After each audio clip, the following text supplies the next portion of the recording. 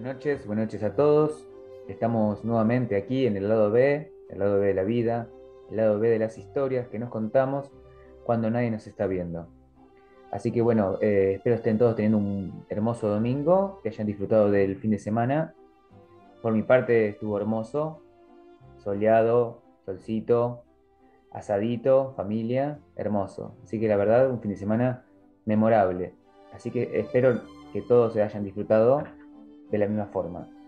Y bueno, nuevamente aquí estamos en este espacio donde vamos a disfrutar de la soledad un poquito, de los pensamientos, de la introspección, de mirar un poquito hacia adentro.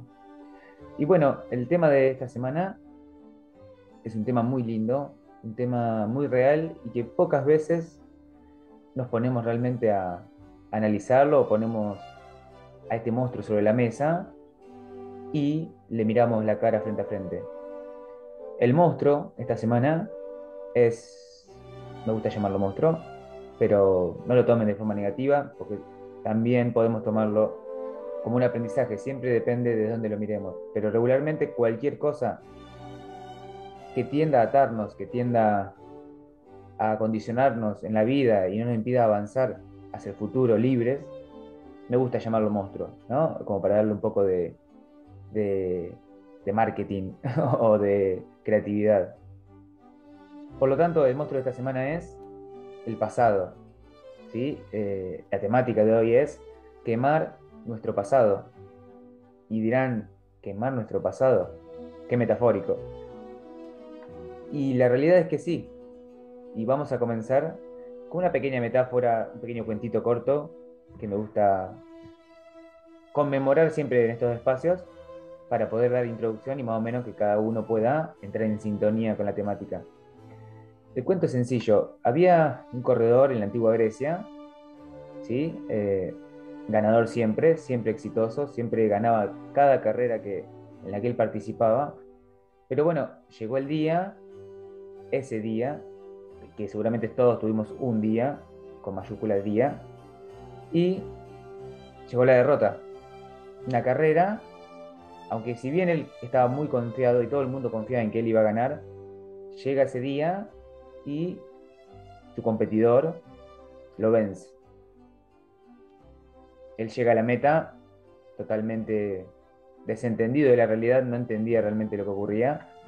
Su hábito era ganar, por lo tanto todo esto era una novedad para él, pero rápidamente entendió la diferencia, entendió que se sentía vacío, que los aplausos iban hacia el competidor que había ganado, que ya no había un premio, que ya nadie lo esperaba al final de la meta para sacarle una foto, aunque no había foto en aquel tiempo, pero bueno, una foto en fin.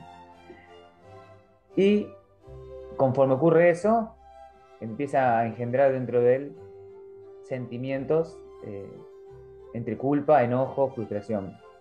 Pero resulta que la mala suerte del corredor es que quien le había vencido vivía en la misma ciudad, eh, incluso a pocas cuadras de su casa.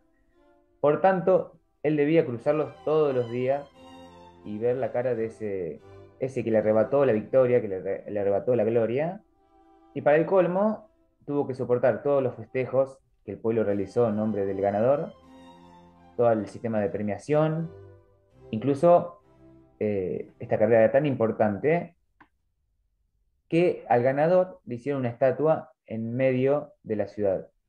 Y casualmente, para él, para tener que ir a su trabajo, todos los días debía pasar por enfrente de esta estatua en el centro de la ciudad. Y día a día su enojo aumentaba, su frustración aumentaba y empezó a gestar lo que es resentimiento. Cada vez que salía de su casa, eh, tenía que ver y revivir ese momento donde toda su gloria o su época dorada se había derrumbado. Y día tras día pasaba y miraba la estatua y se enojaba más y más se resentía. Tal que un día creyó que la forma de borrar su pasado,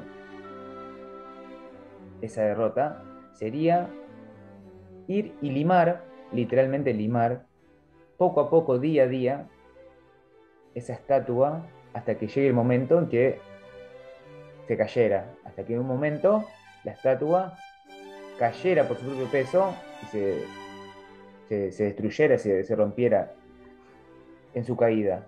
Por lo tanto, ahora cada vez que él salía para su trabajo, salía un ratito antes de su casa, ya que era muy temprano en la mañana, y pasaba con su lima y limaba poco a poco esa estatua. Día a día siguió limando esta estatua y siguió alimentando ese resentimiento y esa ahora sed de venganza, ¿no? De este corredor que le había arrebatado su vida, para él, le había arrebatado su vida. Y llega el día y finalmente la estatua está que pende de un hilo y nuevamente esa mañana el corredor resentido se levanta temprano, hace su trabajo, pasa nuevamente por esta plaza donde se encontraba esta estatua gigante y da el último corte, el último roce de su lima contra la base de la estatua y esta justamente cae por su propio peso. Pero con tal mala suerte, esta estatua cae encima del corredor resentido y él muere en el acto. Y diremos o pensaremos que él murió en el acto, ¿sí? En ese aplastamiento de la estatua.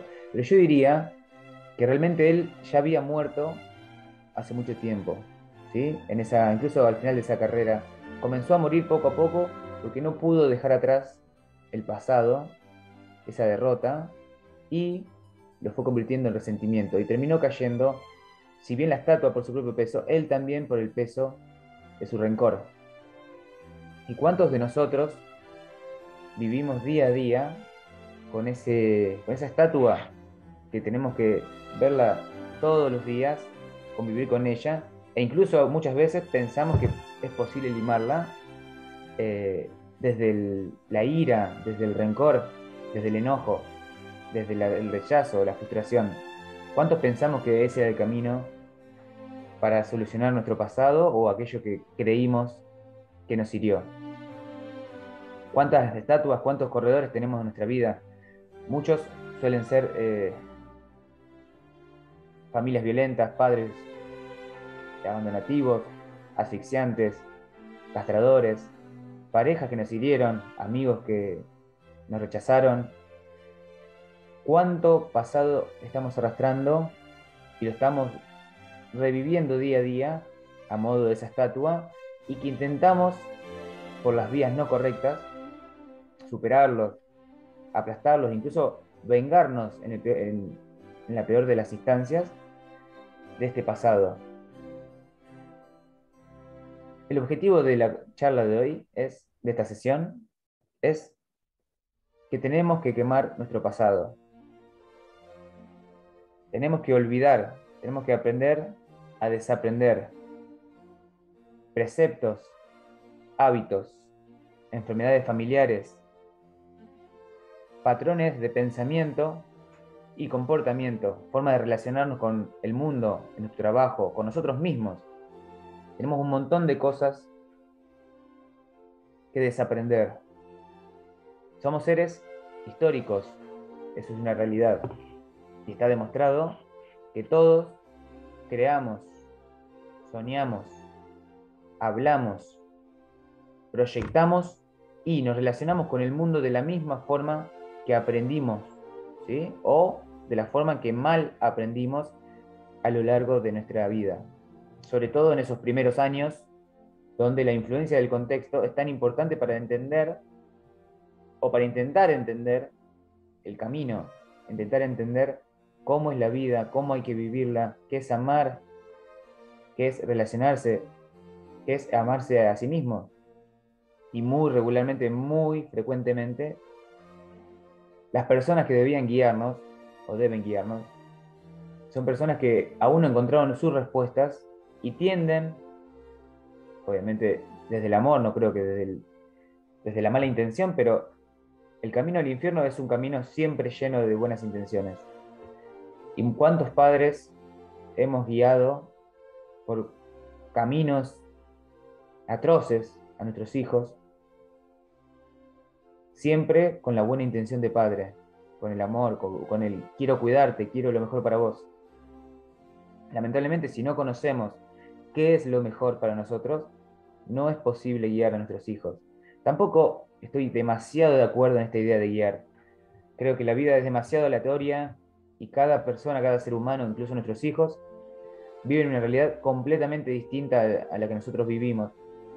Porque las condiciones no son las mismas, los tiempos no son los mismos, el individuo no es el mismo, la forma de percibir la realidad no es el mismo, la herida del individuo no es el mismo, la estructura mental no es el mismo, el ego desarrollado no es el mismo.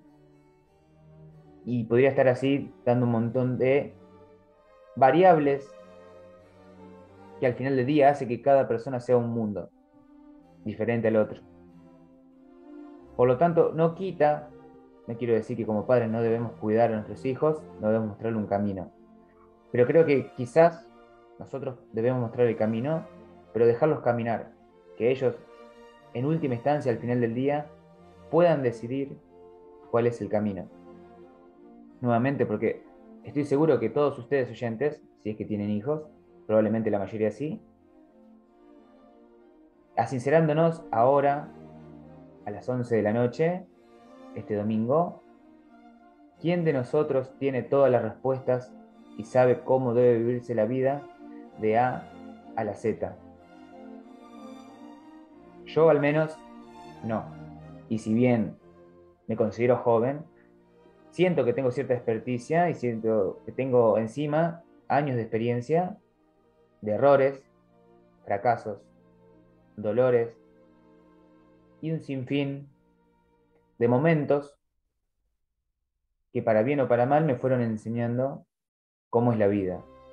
Hoy, que me doy cuenta que puedo mirar hacia adentro, logro mirar hacia atrás desde una perspectiva más analítica y comprender los aprendizajes que había en cada momento. Pero está claro que ninguno de nosotros, cuando estábamos en el partido o en la cancha, porque desde afuera todos los espectadores sabemos cómo hay que jugarlo, pero cuando estás dentro de la cancha es muy difícil. Entonces, nuevamente, ¿quiénes somos nosotros para mostrar un camino que no conocemos? Sí, está bien, y entiendo nuevamente y resalto, debemos mostrar el camino, pero no podemos obligarlos a caminarlo. Así que bueno, vamos a volver porque ya me fui por las ramas, como suelo hacer. Dejemos en paz a los padres porque seguramente más de uno me va a estar puteando. La temática de hoy no es solamente para padres, es para cada uno de nosotros. Quemar el pasado, desaprender, es un arte, el arte de desaprender. ¿Cuánto pasado tenemos arrastrando? Hay una frase, o un... Sí, no, es una frase de un pastor que realmente no soy así, yo no soy un creyente ferviente ni un cristiano ejemplar, pero sí apoyo a los grandes ídolos que dan un mensaje de esperanza, de crecimiento, y cuyas palabras realmente aportan mucho valor a la vida de quienes los siguen. En este caso, a quien me refiero es a Dante Gebel, pastor argentino que hoy en día vive, si no me equivoco, en Miami, y él expresa frecuentemente una frase que es, obviamente refiriéndose a la época en que la época de Moisés y demás toda la liberación del pueblo judío. La frase es que en esa transición, mientras los judíos estaban saliendo de Egipto, escapando, que la frase es fácil escapar de Egipto, salir de él, pero no es fácil y es muy, muy difícil sacar a Egipto de dentro nuestro. ¿Qué quiere decir con esto?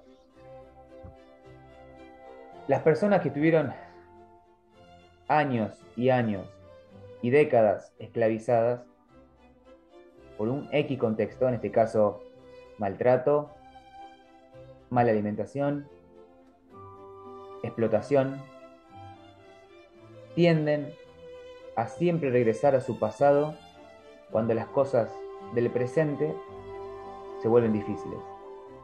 Porque está claro que, imagínense, todo el pueblo judío escapando de años de esclavitud hacia un mundo donde tenían que crear su ciudad, su familia nuevamente, asentarse, conseguir un trabajo y conseguir los medios para alimentarse a ellos y a su familia.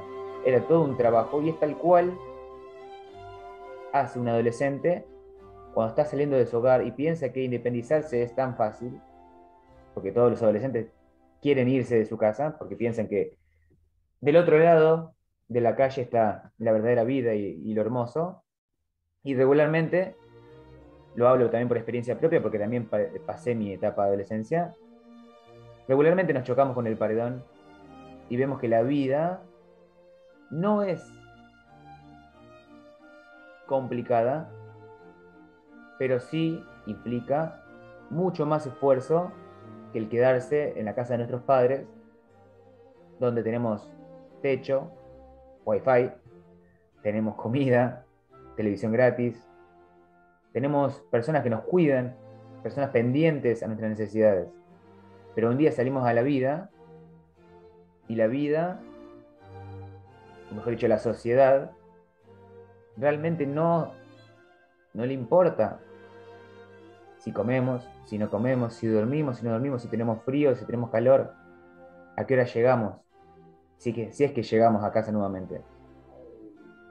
Tenemos que construir, tenemos que dormir poco, tenemos que sacrificarnos, estresarnos por momentos, y todo eso, ni hablar que no es una situación fácil, y lo muy regular que realiza un adolescente, o en este caso, los judíos cuando escapaban de Egipto, tenemos la tendencia, o tienen la tendencia, a querer regresar a su Egipto, ¿sí? A lo conocido, a sus patrones culturales, familiares, lo aprendido, lo fácil, lo seguro, entre comillas. ¿Por qué? Porque simplemente allí, si bien no sé si éramos felices, pero sí, al menos, comíamos, teníamos un techo, teníamos una cierta seguridad. Y quizás a veces el precio de esa seguridad es ser infeliz, pero sin embargo, cuando tengo que poner en la balanza la felicidad, mis sueños, mis metas, frente en la misma balanza, mi pasado, lo que conozco, sea bueno o malo, tiendo a elegir el pasado.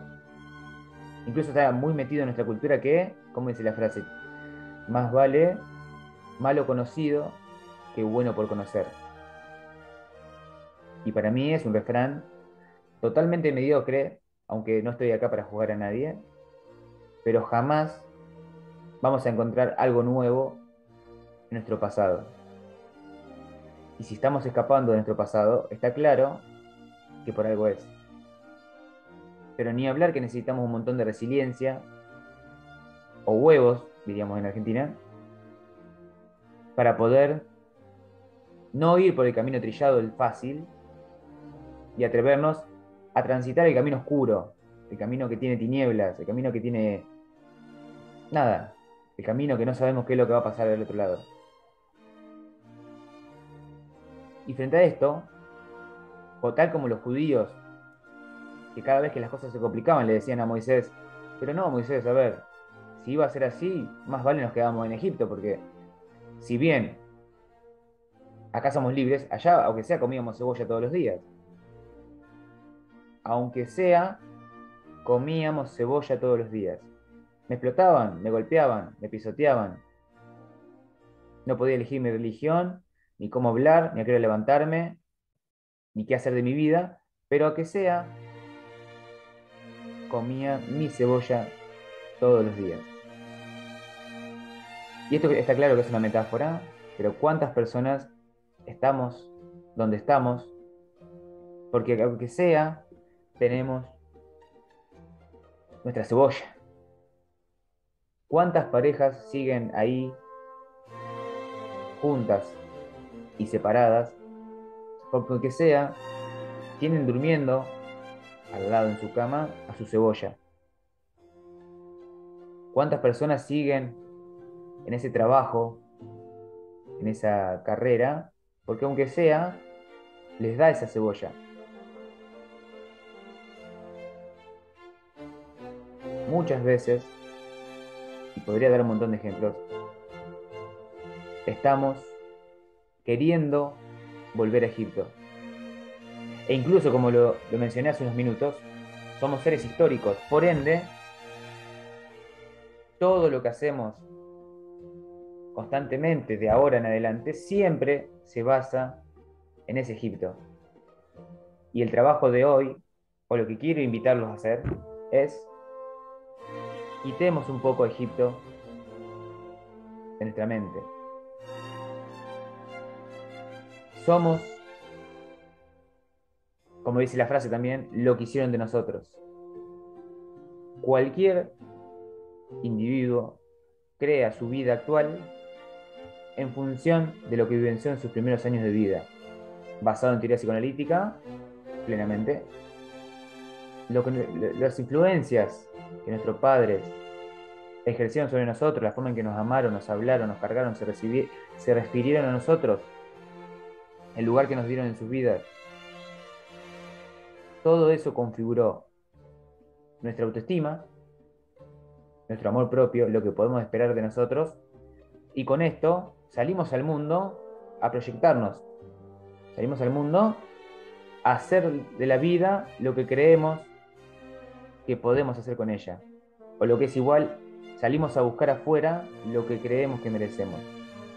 A veces mucho, ojalá fuera en la mayoría de los casos, pero muchas veces es poco. Y hoy los invito a mirar a su Egipto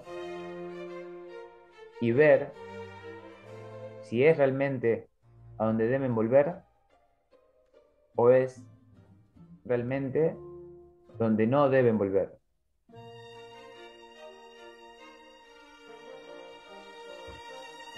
Ahora,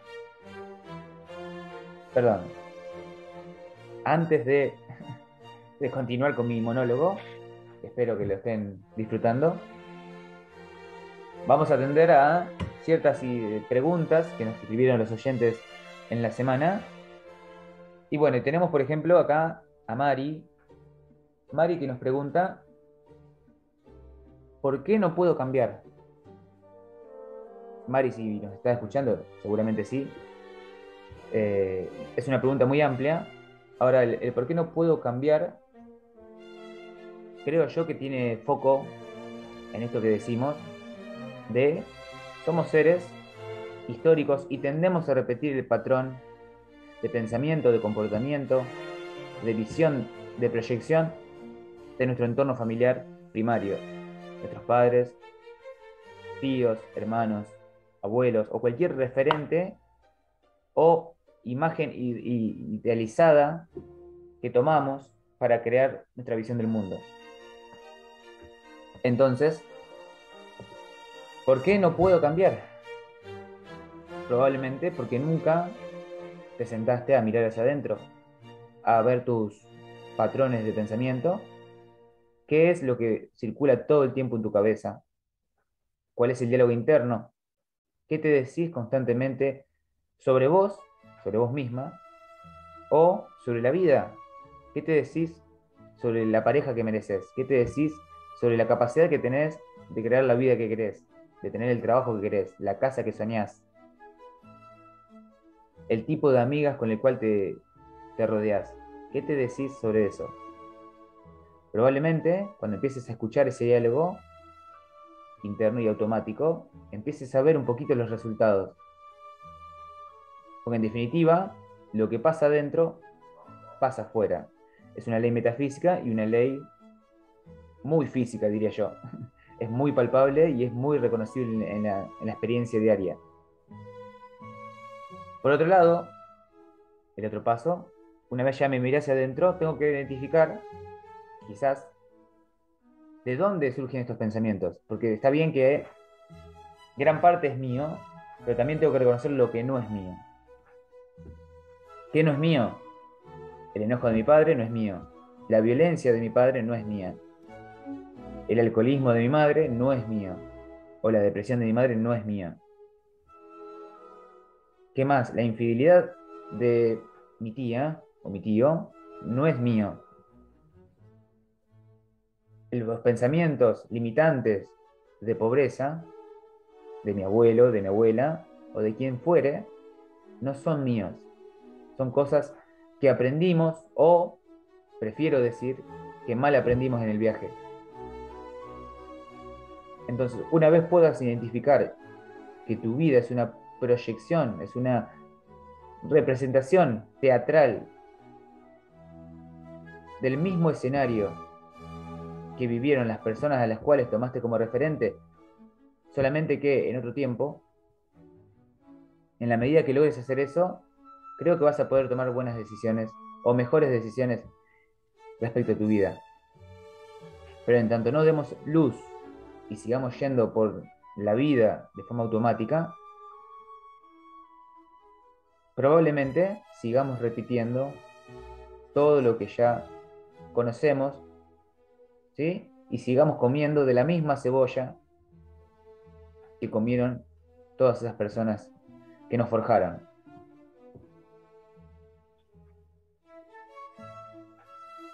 Ahora vamos con la pregunta de Fabiana, que dice, repito siempre las mismas parejas. Dice, ¿por qué repito siempre las mismas parejas? Fabi, bueno, ¿por qué repito las mismas parejas? Todos lo hacemos. Todos lo hacemos. Como dijo la canción de Arjona, Ayúdame Freud, tendemos a elegir para poder repetir el objeto de amor en nuestra vida adulta, el mismo objeto de amor que tuvimos a nivel simbólico en nuestra vida de infante, en nuestros primeros años de vida. Tal que, si nuestra madre fue depresiva, no sé, o no trabajaba, o, eh, no sé, vamos a poner otra cosa, depresiva, no trabajaba y enojona y nada, tendemos a repetir la pareja muy similar, con características muy similares a nuestra madre en nuestra vida adulta. Básicamente porque, uno, podemos decir que es la cebolla que conocemos, si bien nuevamente no estamos faltando el respeto bajo ningún aspecto a nuestras madres, debemos amarlas y honrarlas porque cada persona, también nuestros padres, atravesaron su viaje de la mejor forma que pudieron y con lo que tenían. Pero nuestro papel hoy en día, que podemos tener la mente mucho más abierta y ser mucho más introspectivos y podemos tener una mirada más amplia, nuestro papel es reconocer su parte en la ecuación de nuestra vida, agradecerles, pero dejarlos a un lado desde el amor, no desde la indiferencia, sino porque entendemos que su dolor ya lo vivieron ellos y no tenemos por qué revivirlo nosotros. Entonces, ¿por qué repito siempre las mismas parejas? Primero, porque está claro que no pudiste sanar tu relación interna con tus padres, sea tu madre, sea tu padre o quien haya ejercido el rol. Y en tanto este suceso, este amor, este vínculo no se sane, vamos a seguir repitiéndolo una, porque en nuestra mente sigue habiendo una especie de tabú, una especie de representación cargada de mucha afectividad que lo pone en primera portada a la hora de elegir una persona. Entonces yo voy y me presento con una persona, me presento con otra, me presento con otra. Son tres personas distintas. Ahora, yo voy a tener como portada en mi mente las características de mi madre o de mi padre. ¿Y qué voy a elegir yo? Ya que estamos hablando del tema este de volver a Egipto, ¿qué voy a elegir yo fácilmente e inconscientemente y automáticamente si tengo frente a mí algo totalmente desconocido y algo conocido? Ya sea bueno o malo lo conocido. ¿Qué voy a elegir? El camino fácil. Mi Egipto. Vuelvo a la portada de mi madre, a la portada de mi padre. A la cebolla de mi madre o a la cebolla de mi padre. Entonces, ¿qué tenemos que hacer? Mirar hacia adentro y hacia atrás. No, porque estamos hablando justamente de quemar el pasado, pero no para engancharnos, mirar hacia atrás para poder comprender. Y una vez llegue la comprensión, el pasado solamente, simplemente y automáticamente se desprende, pierde fuerza, se quema. Podemos mirar al futuro. Entonces básicamente es eso, porque siempre repetimos la misma pareja. No solamente la misma pareja, repetimos escenarios, contextos, suerte, si queremos decirlo, karma. ¿Por qué? Una, por esto que mencioné recién, y otra, porque soy un firme creyente de el proceso pedagógico que tiene el universo, o la vida, o Dios, o como quieran llamarlo. Creo firmemente que parte del objetivo de la vida, del por qué estamos acá, es crecer, evolucionar espiritual, mental y mentalmente a nivel amor, amor propio, amor al prójimo. Estamos acá para aprender a amarnos, amar, como debe llamarse el verdadero amor, y a crear una vida feliz, con todo lo que eso significa. Y parte del objetivo pedagógico del universo es llevarnos a repetir las mismas experiencias que nos alejan de ese camino, de ese objetivo, hasta que logremos superarlas. En tanto, no me crean nada, verifíquenlo en su día a día. Voy a volver a repetir tantas veces la misma pareja, las mismas amistades, las mismas relaciones o vínculos, el mismo trabajo, los mismos escenarios, hasta que yo me dé cuenta de que ese no es el camino y que debo evolucionar, debo desde la comprensión, desde la compasión y desde el amor, soltar, soltar el pasado, soltar esos malos aprendizajes. Así que, bueno, creo que ya estamos para realizar la primera pausa. Espero estén disfrutando de esta sesión y ya volvemos.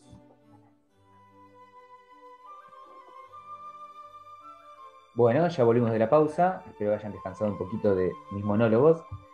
Y vamos a continuar con el tema de hoy. Vamos a continuar con nuestro Egipto. Vamos a continuar viendo un poquito hacia adentro y hacia atrás. ¿Qué tenemos que quemar? ¿Cuál es tu Egipto? ¿Violencia familiar? ¿Pobreza? ¿Pensamientos limitantes? ¿Negativismo? ¿Alcoholismo? ¿Alguna adicción? ¿Cuál es tu Egipto?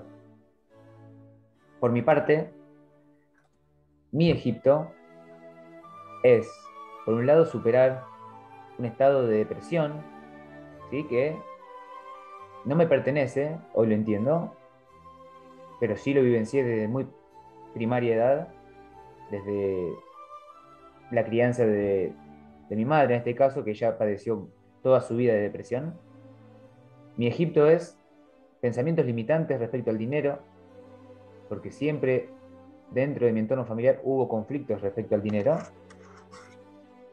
siempre hubo pobreza, hubo discusiones, violencia y demás, contextos totalmente negativos con respecto, o por resultado, o ya hoy en día puedo darme cuenta que no es el causante, pero el foco en aquel momento estaba en la palabra dinero. Y hoy en día tengo que mirar hacia adentro y desaprender un poco eso para poder evolucionar respecto a esos aspectos.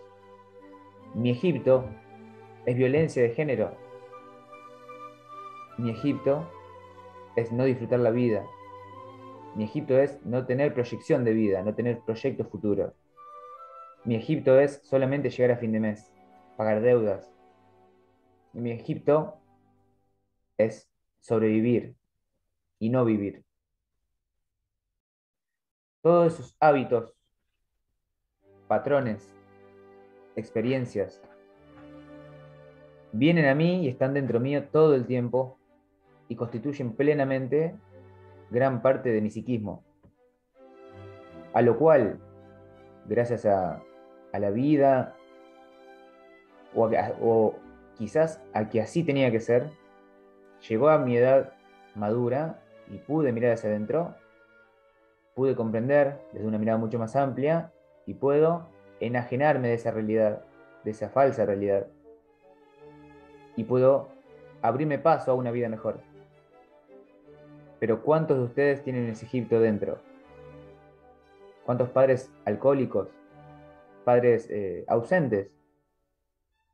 ¿Cuántos padres que solamente fomentaban la infidelidad entre ellos y ustedes de pequeños entendiendo o mal entendiendo que eso es una relación de pareja, que eso es amar? ¿Cuántos de ustedes con Egiptos de pobreza, engaño, tristeza, malos tratos, malos hábitos? Los invito a mirar hacia adentro y ver cara a cara a ese Egipto. Porque si no miramos ese Egipto, podemos decir que somos libres. ¿Quién de nosotros podemos decir realmente que somos libres si las cadenas del pasado todavía nos tienen atados? ¿Somos libres o somos como aquel preso que un día sale en libertad, pero extraña inconscientemente?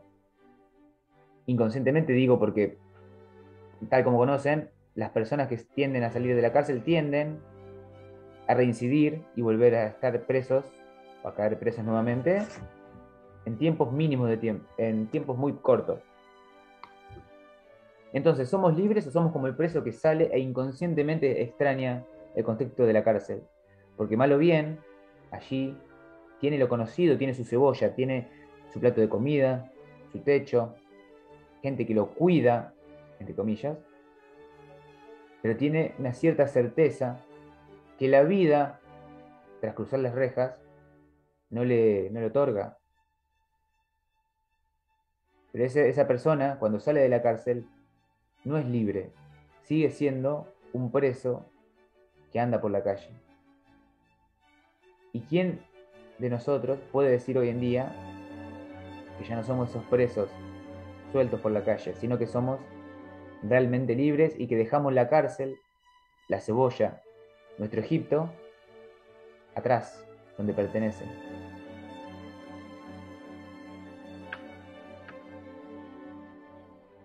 Ahora bien, creo que vamos a introducirnos un poquito más en conceptos psicológicos para entender esto de por qué tenemos que quemar nuestro pasado. Y cuando digo quemar nuestro pasado, no me refiero a no honrar a nuestros padres, ¿sí? Porque está claro que el foco siempre viene por ese lado. Que tampoco nuestros padres son directamente responsables. También hubo contextos, hubo situaciones a nivel políticas, culturales, económicas, macroeconómicas, que hicieron de nosotros lo que somos.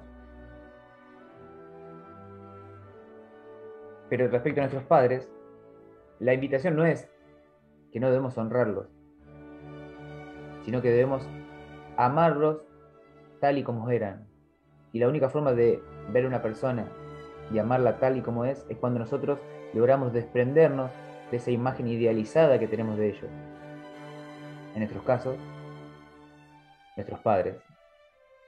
Cuando logramos verlos como personas humanas, con sentimientos, con falencias, con traumas, con vulnerabilidad, Cuando dejamos de verlos como esos superpoderosos hombres y mujeres que todo lo podían y que eran capaces de cuidarnos de cualquier mal del mundo, por lo cual nosotros los idealizamos tanto.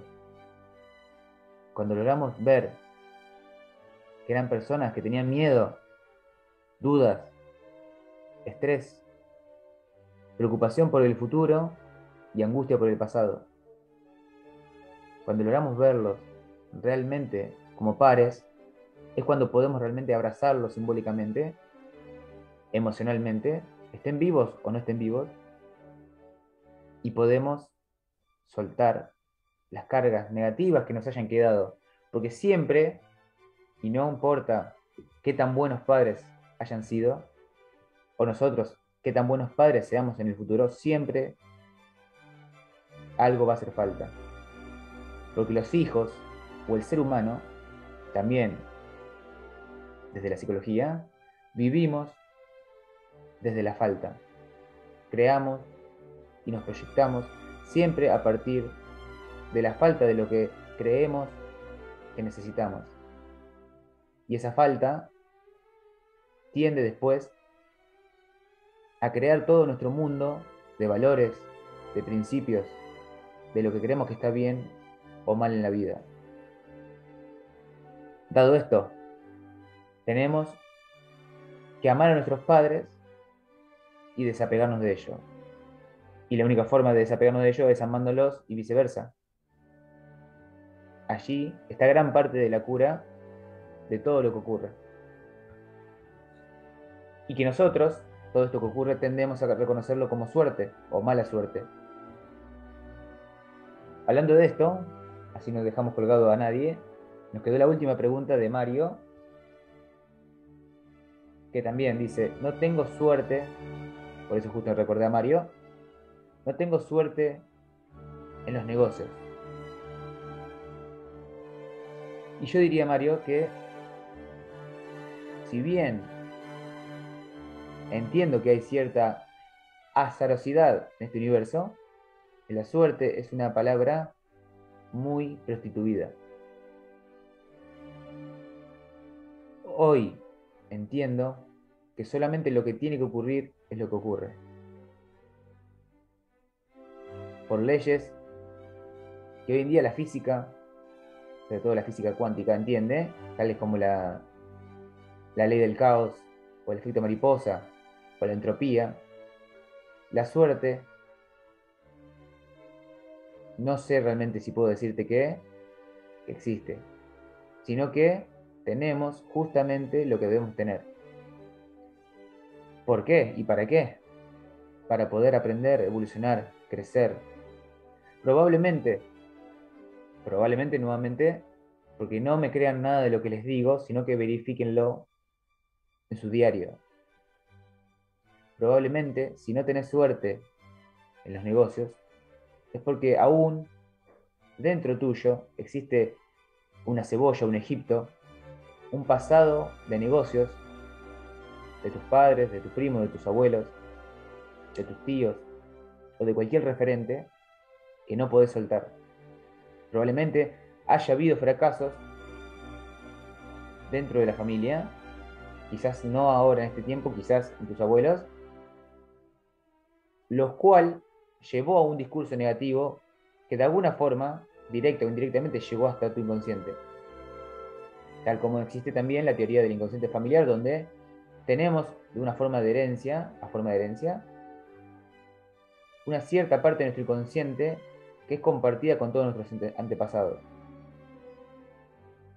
Por ende, probablemente si repetís negocio tras negocio y ninguno te genera satisfacción o probablemente éxito como estás buscando, probablemente haya algo dentro tuyo que debes soltar, que debes mirar cara a cara primero, reconocerlo y luego darle luz para que se libere.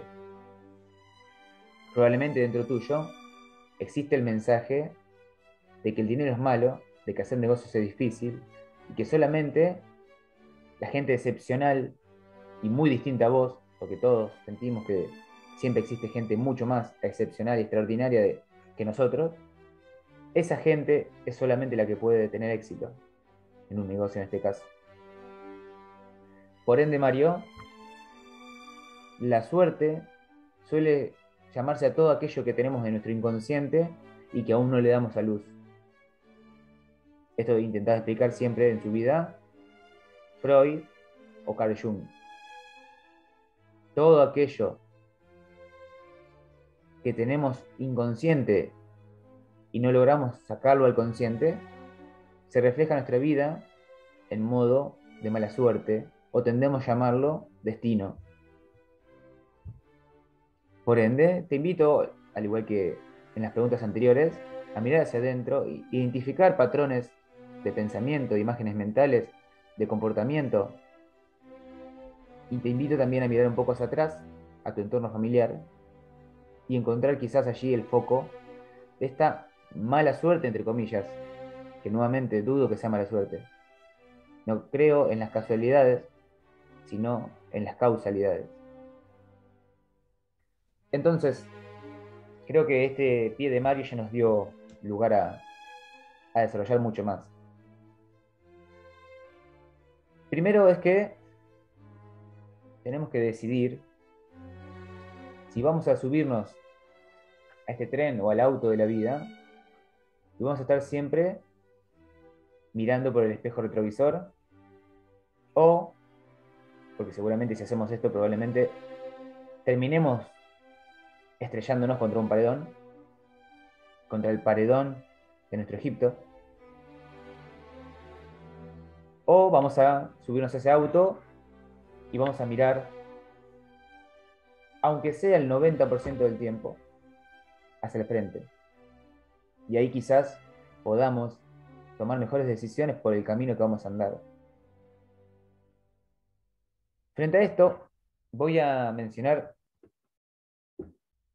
a un autor vigente hoy en día, conocido como Enrique Corbera, creador de la bioneuroemoción, del cual tiene un libro que se llama El arte de desaprender, el cual básicamente expresa esta necesidad a nivel evolutiva, universal, de desaprender todo esto que nos han dejado nuestros antepasados, nuestro entorno primario. Enric va a decir que nuestros síntomas, ya sean enfermedades corporales, que las vemos, que las sentimos, o trastornos a nivel emocional, son simples mecanismos de adaptación con mucho sentido, cargados de sentido, cuyo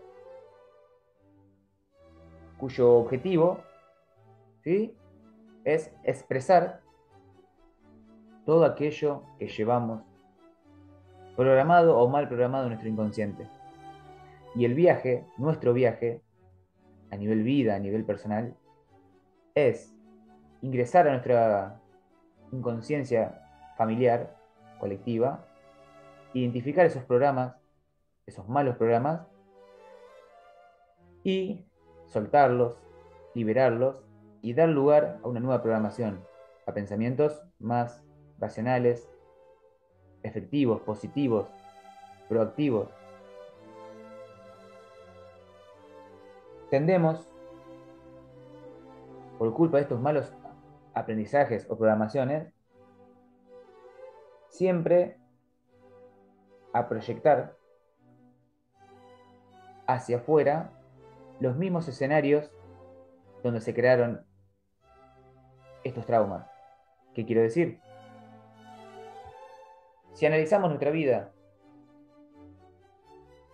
lo que nosotros llamamos con nuestra suerte, nuestro karma, y miramos luego a las experiencias vividas por nuestros padres, nuestra madre, nuestros abuelos, quizás nuestro bisabuelo,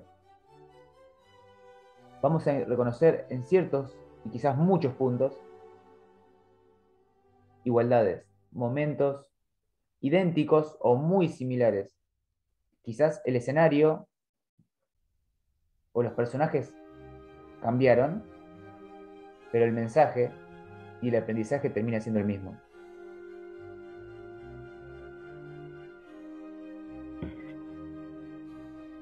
Entonces, tendemos a repetir vocaciones, trabajos, excesos, hábitos, contextos, parejas, todo similar a nuestro entorno familiar, a nuestro inconsciente familiar.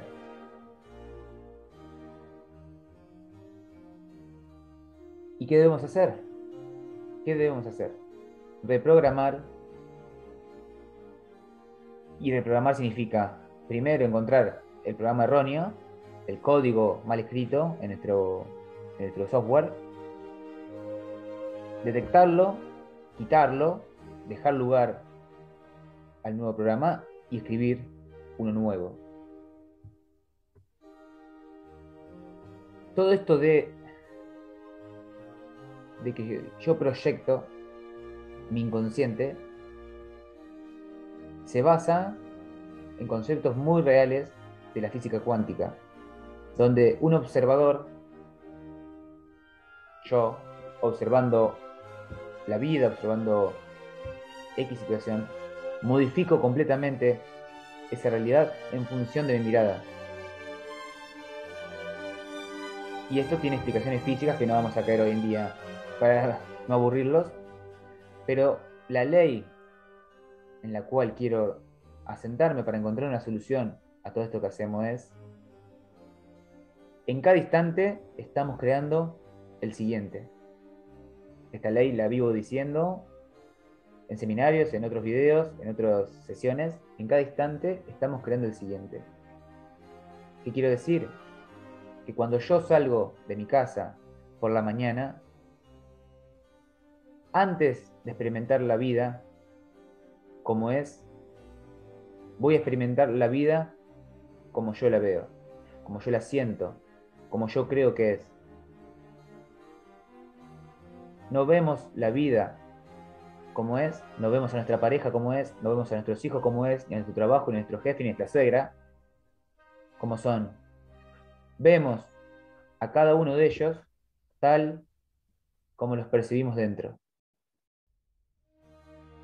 Entonces, si en mi programa mental, está que debo comprender a mi pareja si mi pareja llega cansada y enojada, cuando mi pareja llegue cansada y enojada, yo voy a poder abrazarlo, cuidarlo y no tomar como que, no, es un pelotudo, es una mal llevada, sino que voy a finalizar el día con una pareja unida y no una pareja separada. ¿Cuál fue la diferencia entre el resultado de una pareja separada y una pareja unida? Mi programa. Si yo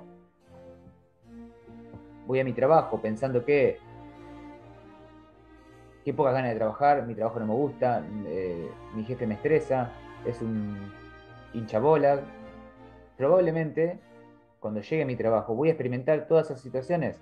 Primero, porque mi predisposición a ver cada señal, cada comportamiento de mi jefe, en este caso, va a ser una mirada negativa, es decir, lo mínimo que él haga a mí me va a afectar, o lo voy a interpretar como negativo.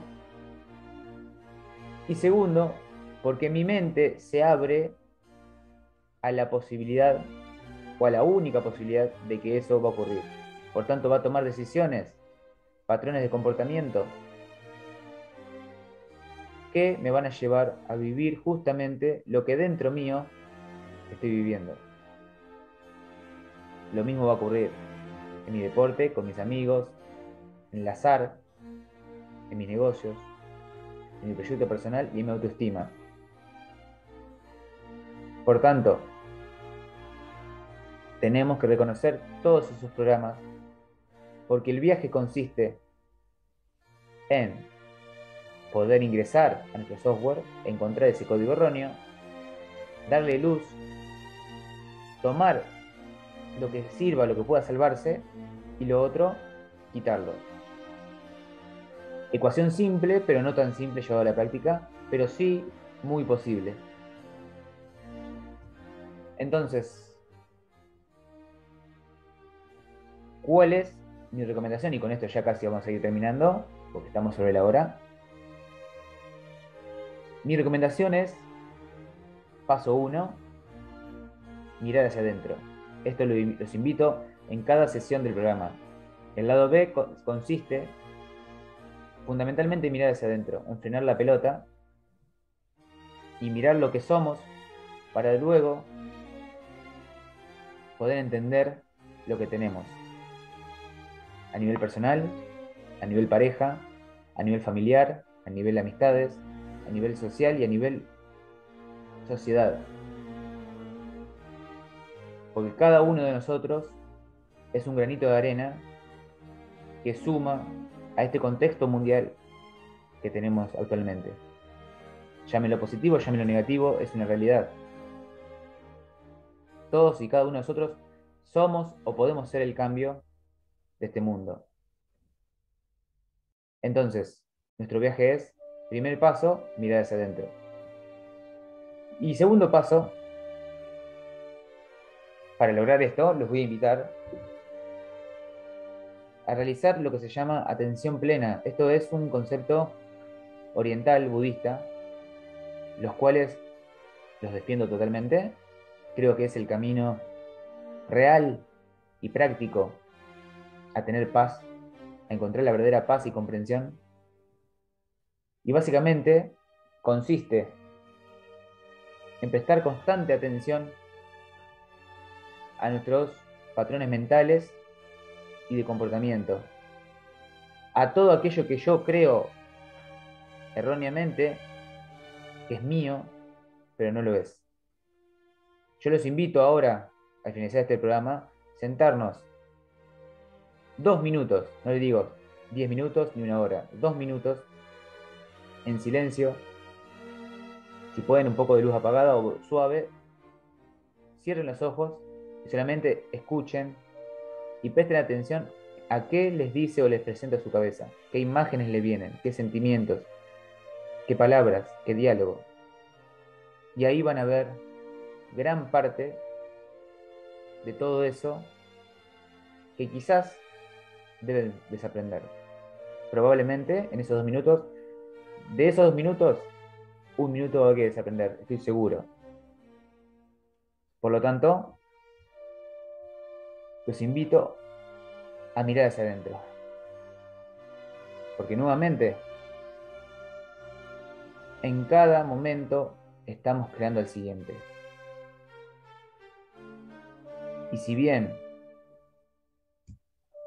la vida debe ser siempre vivida mirando hacia el futuro, solamente podemos comprenderla mirando hacia el pasado.